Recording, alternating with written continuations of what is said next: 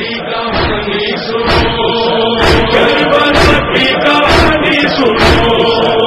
اس کہانی میں زہرا کا گھر بار ہے، ان کا بیٹا جو جنت کا سردار ہے، مرکزی اس کہانی کا کردار ہے، اس کا ایک بھائی ہے جو علمدار ہے۔ تم تصور میں مستر چلو، کربلا کی کہانی سنو، کربلا کی کہانی سنو، کربلا کی کہانی سنو۔ نصرت حق کی خاطر وہ گھر سے چلا، 2 محرم کو پہنچے تھے کربو بلا، ماؤں بہنوں کا بچوں کا بھی ساتھ تھا، 7ویں سے مسافر کو پھنسا رکھا۔ اس مصیبت کا ماتم کرو، کربلا کی کہانی سنو، کربلا کی کہانی سنو، کربلا کی کہانی سنو۔ صبح عاشور کیسی عبادت ہوئی، تیر چلتے رہے اور جماعت ہوئی، ایک ایک کر کے سب کی شہادت ہوئی، عصر کا وقت آیا قیامت ہوئی۔ اعوذ باللہ من الشیطان اللعین الرجیم، بسم اللہ الرحمن الرحیم، الحمدللہ رب العالمین، باری الخلائق اجمعین، الصلاۃ والسلام علی اشرف الانبیاء والمرسلین وعلیہ الطیبین الطاہرین المعصومین،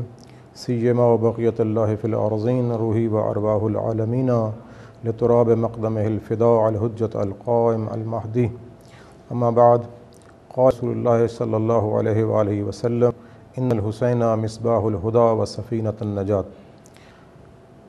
ناظرین محترم،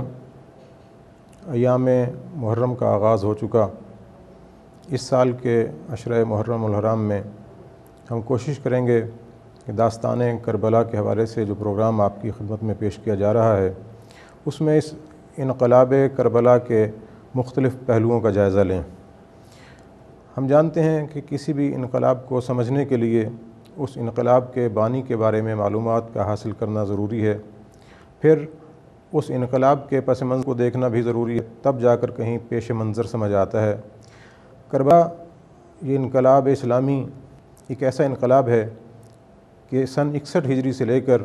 آج تک جس پر مسلسل لکھا اور بولا جاتا رہا ہے۔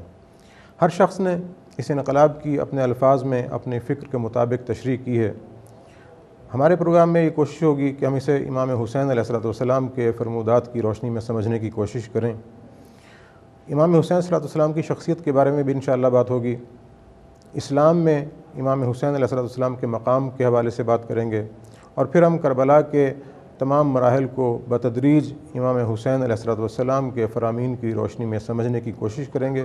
اور پھر اس معاملے پر بھی بات ہوگی کہ مختلف ادوار میں مختلف مفکرین نے انقلاب کربلا کے بارے میں جو کچھ باتیں کہی ہیں وہ کس حد تک سچ ہیں، کس حد تک حقیقت پر مبنی ہیں، آیا وہ تمام باتیں انقلاب کربلا کے مقاصد کو احاطہ کرتی ہیں یا نہیں۔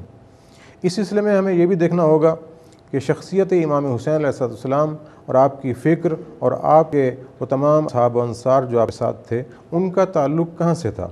ہمیں ان تمام مراحل کو سامنے رکھتے ہوئے اس نتیجے تک پہنچنا ہوگا کہ آیا امام حسین علیہ السلام نے اپنی اس تمام کوشش میں، اپنے تمام انقلاب سازی کے مرحلے میں ان مقاصد کو پیش نظر رکھا، اور آیا بعد میں آنے والے ادوار میں ان مقاصد نے معاشرے میں جگہ پائی۔ اگر مقاصد آپ حاصل کر پائے اور معاشرے میں ان مقاصد نے ایک مناسب جگہ پا لی، تو اس سے مراد یہ ہے کہ آپ کا انقلاب کامیاب ہو گیا۔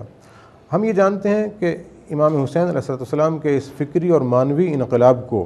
بہت سے افراد نے ایک رسمی داستان کے طور پر بنانے کی کوشش کی، لیکن ہمارا پروگرام کو داستان کربلا کا عنوان دینے سے مراد یہ ہے کہ ہم اسے اس انداز پیش کریں کہ یہاں پیش کیے جانے والے افکار ہمارے سامعین و ناظرین کے سوچ اور فکر کا حصہ بن جائیں۔ آغاز میں ہم یہ بات کرنا چاہیں گے کہ خود ذات امام حسین علیہ السلام،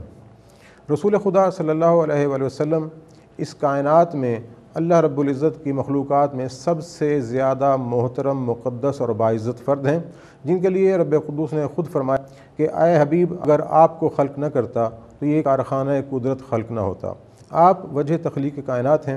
اور آپ علیہ الصلوۃ والسلام کی ذات کے سبب سے اس کائنات کا تمام چل رہا ہے۔ یہ فضائیں ہوائیں گردش کر رہی ہیں، بادلوں کا نظام جاری ہے، انسان کی تخلیق کا نظام جاری ہوا، تو تمام کے پس منظر میں ذات اقدس محمد مصطفیٰ صلی اللہ علیہ وآلہ وسلم تھی۔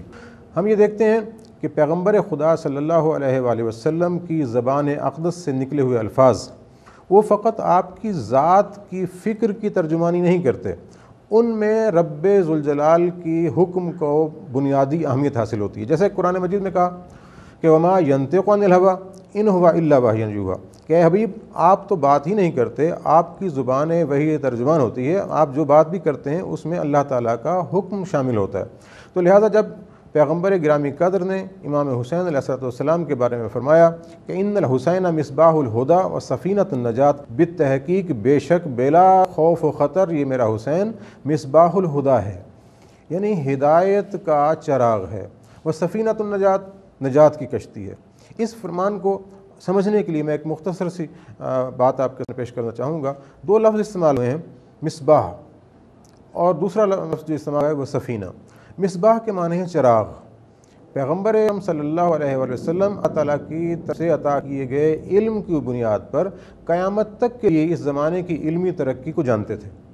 اور یقیناً آپ کے علم میں یہ تھا کہ آنے والے زمانوں میں روشنی کے کتنے سورسز وجود میں آ جائیں گے، کتنے منابع وجود میں آ جائیں گے۔ اس سے بھی قطع نظر اگر دیکھا جائے تو اس زمانے میں بھی چاند روشنی کا مرکز تھا، سورج روشنی کا مرکز تھا، لیکن پیغمبر خدا نے یہ نہیں فرمایا کہ میرا حسین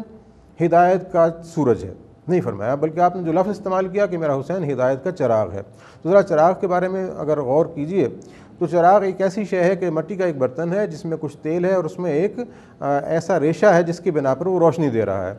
اگر آپ آج کے دور کی الیکٹرسٹی کے حوالے سے سوچیں، ایک ذریعے سے آپ کرنٹ لے رہے ہیں اور اس ایک تار پر آپ نے 100 بلب لگا دیے ہیں، تو جب آپ آخری 100 بلب روشن کریں گے تو پہلے بلب کی روشنی بھی کم ہو جائے گی۔ یہ ایک فطری بات ہے کیونکہ وولٹیج کی مقدار وہ نہیں رہے گی۔ اس کے مقابلے میں ہم دیکھتے ہیں کہ پیغمبر گرامی قدر نے جو لفظ استعمال کیا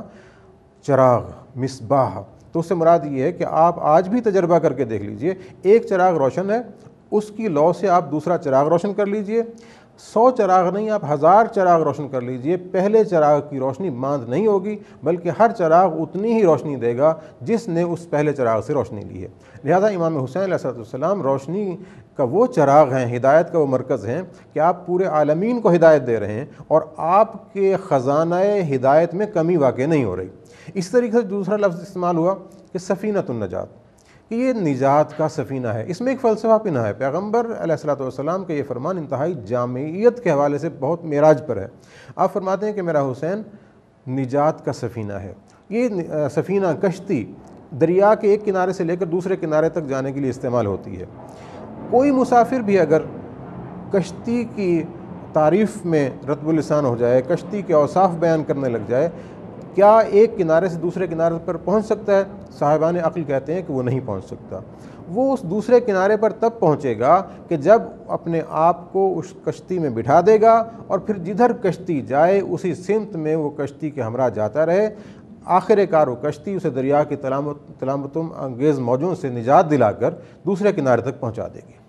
ہم دیکھتے ہیں کہ امام حسین صلی اللہ علیہ وسلم کے بارے میں پیغمبر علیہ السلام کا فرمایا ہوا یہ جملہ ایک عملی جملہ ہے، ہمیں زندگی کی تعبیر دے رہا ہے کہ اگر تم نجات حاصل کرنا چاہتے ہو تو حسین علیہ السلام کے سپرد ہو جاؤ، یعنی اپنے آپ کو حسین کے سپرد کر دو، حسین آپ کو جدھر لے جائیں اسی سمت میں چلتے رہیں۔ آخر کار یہ رہنما، یہ بہترین قائد، یہ بہترین لیڈر آپ کو نجات دلا کر، دنیا کے ظلمت قدوں سے نجات دلا کر، جہنم کی تمام آلائشوں سے نجات دلا کر خدا کی رضا اور رضوان کے ساتھ جنت میں پہنچا دے گا۔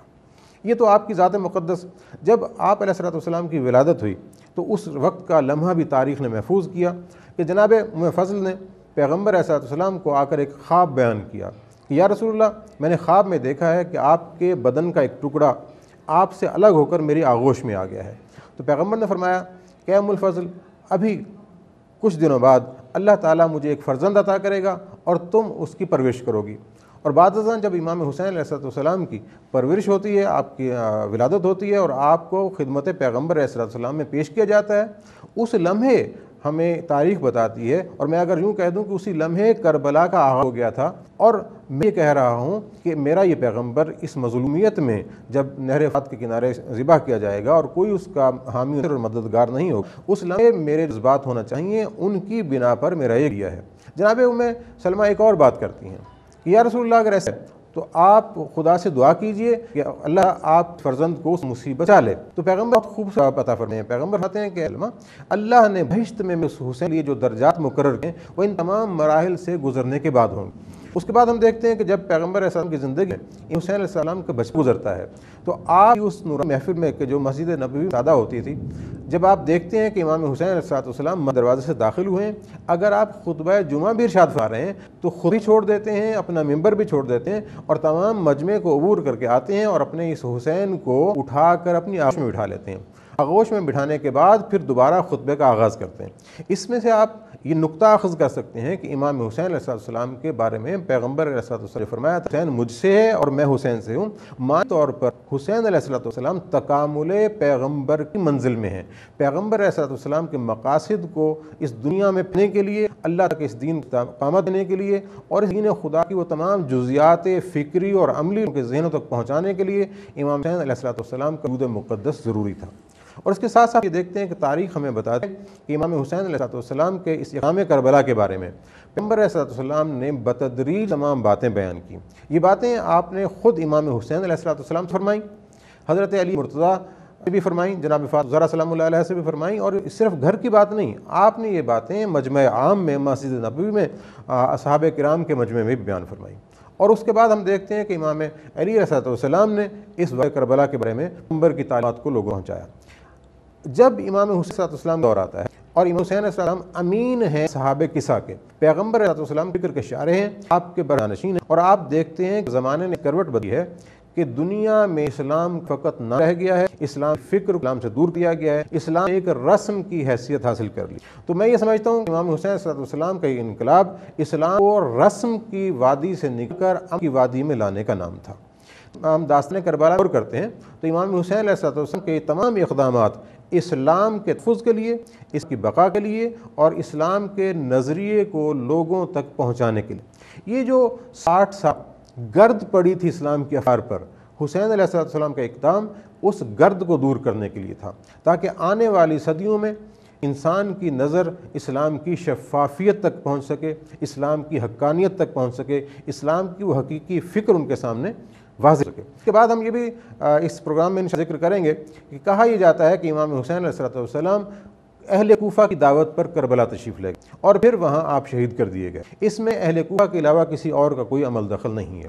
یہ بات بھی تاریخ دانوں نے مختلف عوامل کے تحت عام کی، اس کے بارے میں بھی ہمیں سوچ و بچار کرنا ہے، اور آخر کار ہمیں اس نقطے تک پہنچنا ہے کہ آج تک داستان کربلا جو مومنین کے دلوں میں ایک آگ لگائے ہوئے ہے، جو ایک ایسی روشنی بن چکی ہے جس سے ہم اسلام کی حقانیت کو سمجھ سکتے ہیں، ایک ایسا دیا بن چکا ہے جس سے ہم بہت سے ہدایت کے چراغ جلا سکتے ہیں، اور ایک ایسا عملی مظاہرہ ہے اسلام کا کہ اگر ہم اس داستان کے حقائق کو اپنے عمل میں، اپنی فکر میں، اپنے کردار میں سمو لیں تو ہم چلتے پھرتے حسینی بن سکتے ہیں۔ اس مرحلے تک پہنچنے کے لیے ہم نے اس پروگرام میں بہت سی باتیں آپ کے ذہن تک پہنچانی ہیں، جس میں سے آغاز ہم آج کر رہے ہیں کہ امام حسین علیہ السلام نے اس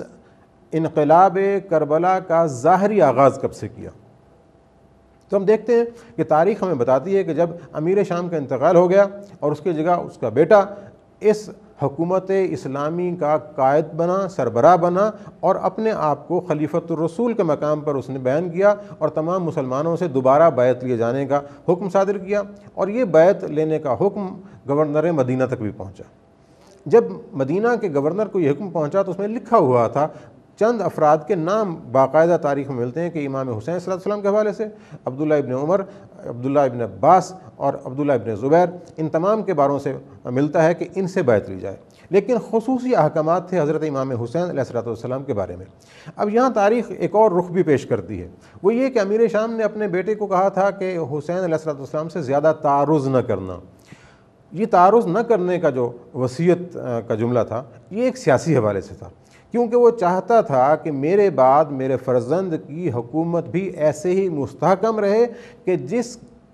کے سامنے اسلام کا لبادہ ہو اور اس لبادہ اسلام میں تمام فسق و فجور بیان ہوتے رہیں اور عملی طور پر اسلام کہیں نظر نہ آئے۔ لیکن یزید اپنے والد سے بھی زیادہ لاابالی تھا، اس نے آخر کار لکھ کے بھیج دیا گورنر مدینہ کو کہ حسین علیہ السلام سے بیعت لی جائے، اگر بیعت نہ کریں تو ان کا سر روانہ کر دیا جائے۔ یہ وہ باتیں جو تاریخ میں ڈھکی چھپی نہیں ہیں۔ اب جب 27 رجب کو امام حسین علیہ السلام مسجد نبوی میں موجود ہیں اور گورنر مدینہ کا پیامی آتا ہے اور آ کے کہتا ہے کہ آپ کو گورنر نے یاد کیا ہے، امام حسین صلی اللہ علیہ وسلم وہاں دیکھتے ہیں کہ وہاں عبداللہ ابن زبیر بھی موجود ہیں، عبداللہ ابن عمر بھی موجود ہیں اور ان افراد کو بھی بلایا ہے۔ تو یہ افراد امام حسین صلی اللہ علیہ وسلم سے سوال کرتے ہیں کہ اس وقت بلایا جانا کس لیے ہوگا؟ تو آپ نے فرمایا کہ لگتا ہے کہ ان کی حکومت کا سربراہ اس دنیا سے جا چکا ہے اور اب پھر نئی تشکیلات کا مرحلہ آ چکا ہے۔ آپ نے مسجد نبوی سے اپنے گھر کا رخ کیا اور بنو ہاشم کے کچھ افراد کو ساتھ لیا، جنہیں یہ ہدایت دی کہ آپ میرے ساتھ چلیں گے لیکن آپ دربار سے باہر ٹھہریں گے، اس گورنر ہاؤس سے باہر ٹھہریں گے، اگر ضرورت پڑی تو میں آپ کو آواز دے کر بلا لوں گا۔ اس انداز سے امام حسین صلی اللہ علیہ وسلم اپنے گھر اقدس سے چلے اور جا کے گورنر مدینہ سے ملاقات کی۔ یہاں ایک بات میں آپ کے ذہن نشین کرنا چاہتا ہوں کہ اس بات کو تمام پروگراموں میں اپنے پیش نظر رکھیے گا کہ امام حسین علیہ السلام کہ جس وقت گورنر مدینہ کے پاس پہنچے اور گورنر مدینہ کے پاس مروان بن حکم بھی بیٹھا تھا، اور اس وقت گورنر مدینہ نے وہ خط پڑھ کر سنایا کہ جس میں امام حسین علیہ السلام سے طلب بیعت کا تقاضا کیا گیا تھا۔ امام علیہ السلام نے اس خط کے جواب میں ایک جملہ بیان فرمایا جو اصل ابتدائے انقلاب حسینی ہے، جس میں ہم یہ سمجھ سکتے ہیں کہ امام حسین علیہ السلام نے اس انقلاب کی بنا کیوں رکھی۔ آپ فرماتے ہیں کہ یا ایھا الامیر، اے امیر، اے سربراہ حکومت مدینہ، ہم کیا ہیں؟ انا اہل بیت النبوہ، ہم نبوت کے اہل بیت ہیں، وہ معدن الرسالہ، رسالت کی کان ہے، وہ مختلف الملائکہ، ملائکہ کے آنے جانے کی جگہ ہے، وہ محبت الرحمہ، رحمت کے خزینہ دار ہیں، بنا فتح اللہ نے ہم ہی سے آغاز کیا تھا، وہ بنا ختم، اور ہم پر ہی اختتام کرے گا اس کائنات کا، وہ یزید رجل شارب الخمر، اور یزید ایسا نوجوان ہے کہ جو شراب پیتا ہے۔ یہ پہلی بات آپ نے بیان فرمائی۔ دوسرا فرمایا کہ وہ قاتل النفس المحترمہ، کہ محترم جانوں کا قاتل ہے، ملعن بالفسق، علل اعلان فسق کرتا ہے، اور وہ شخص اسلام کے حوالے سے اس حکومت کی سربراہی کا اہل قطعاً نہیں ہے۔ اور پھر آپ نے فرمایا کہ تم بھی صبح کرو اور ہم بھی صبح کریں گے۔ یہ وہ جملات ہیں امام علیہ السلام کے جو آپ کے اس انقلاب کے مختلف پہلوؤں کو واضح کرتے ہیں۔ یعنی سربراہ حکومت اسلامی میں کون سی خصوصیات ہونا چاہیے، امام علیہ السلام ان خصوصیات کو بیان کرتے ہیں۔ جس انداز کو آپ نے بیان کیا وہ انتہائی خوبصورت انداز۔ پہلے آپ اپنا تعارف کراتے ہیں کہ ہم اہل بیت نبوت ہیں، آپ یہ نہیں فرماتے کہ ہم اہل بیت محمد ہیں۔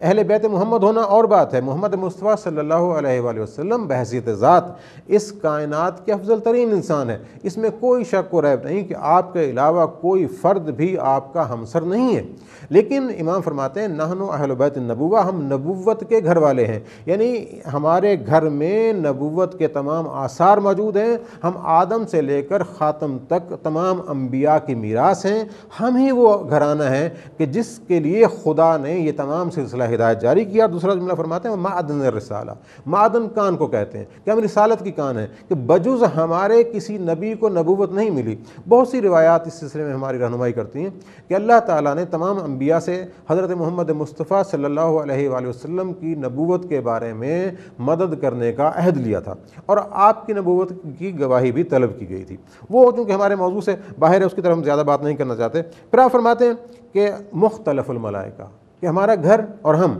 ملائکہ کے آنے جانے کی جگہ۔ مختلف کے معنی ہوتے ہیں ایک روزمرہ معمول کا راستہ۔ مثلا آپ اپنے گھر سے آفس جاتے ہیں تو یہ راستہ آپ کے قدموں کا شناسہ ہوتا ہے کہ آپ چاہیں نہ چاہیں تو آپ اس سمت میں قدم اٹھا لیتے ہیں۔ آنے جانے کی جگہ، عادتاً آنے جانے کی جگہ، روزمرہ آنے جانے کی جگہ۔ آپ یہ فرماتے ہیں کہ ہم مختلف الملائکہ ہیں، ملائکہ کا آنا جانا، ہمارے گھر ملائکہ کا نزول ہونا، یہ روزمرہ عادتی امور میں شامل ہے۔ یہ آپ کی فضیلت کا ایک جملہ ہے۔ اور پھر آپ فرماتے ہیں کہ اللہ تعالیٰ نے ہمیں رحمت کا خزینہ دار بنایا ہے، اور اس رحمت کا خزینہ دار بننے کے ساتھ ساتھ یہ بھی آپ فرماتے ہیں کہ اللہ نے اس کائنات کی ابتدا بھی ہمیں سے کی اس کے بارے میں حدیثیں موجود ہیں، اور احادیث قدسیہ میں بیان کیا گیا ہے کہ اول ما خلق اللہ نوری، پیغمبر صلی اللہ علیہ وسلم کے بارے میں اللہ تعالیٰ کا فرمان بھی موجود ہے کہ اے رسول اگر آپ نہ ہوتے تو میں یہ تمام کائنات خلق نہ کرتا، یہ میں نے تمام کائنات آپ کے صدقے میں خلق کی۔ اب فرماتے ہیں کہ یہ کائنات کی ابتدا بھی ہم سے ہوئی اور اس کائنات کی انتہا بھی ہم سے ہوگی، یہ دونوں حوالوں سے، مادی حوالوں سے بھی اور معنوی حوالوں سے بھی۔ اسلام جو خدا کا پسندیدہ ترین دین ہے اور تنہا دین ہے، اس کی ابتدا بھی فکر محمد مصطفیٰ سے ہے، اس کی انتہا بھی فکر محمد مصطفیٰ سے ہے۔ لہذا آپ یہ بیان فرما رہے ہیں کہ اللہ تعالیٰ نے ہم سے آغاز کیا اور اللہ تعالیٰ ہم سے ہی اختتام کرے گا۔ یہ جملے وہ ہیں جنہیں پیش نظر رکھتے ہوئے ہم آئندہ آنے والے پروگراموں میں اس سلسلے میں بحث کریں گے کہ انہیں ہم کس انداز سے تفہیم کریں، کس انداز سے سمجھیں، تاکہ آج کے دور میں ہم امام حسین علیہ السلام کے ان افکار کو سامنے رکھتے ہوئے آپ کے اس انقلاب سے اس انداز سے استفادہ کر سکیں کہ کربلا ہماری فکر میں بھی عملی جامہ پہن لے، کربلا ہمارے عمل میں بھی آئے اور کربلا ہمارے کردار میں بھی آئے، اور ہمارا ظاہر اور باطن کربلا زہرا کا گھر بار ہے، ان کا بیٹا جو جنت کا سردار ہے، مرکزی اس کہانی کا کردار ہے، اس کا ایک بھائی ہے جو علمدار ہے، تم تصور میں مت چلو، کربلا کی کہانی سنو، کربلا کی کہانی سنو، کربلا کی کہانی سنو۔ نصرت حق کی خاطر وہ گھر سے چلا، 2 محرم کو پہنچے تھے کربو بلا، ماؤں بہنوں کا بچوں کا بھی ساتھ تھا، 7ویں سے مسافر کو پھانسا رکھا، اس مصیبت کا ماتم کرو، کربلا کی کہانی سنو، کربلا کی کہانی سنو، کربلا کی کہانی سنو۔ صبح عاشور کیسی عبادت ہوئی، تیر چلتے رہے اور جماعت ہوئی، ایک ایک کر کے سب کی شہادت ہوئی۔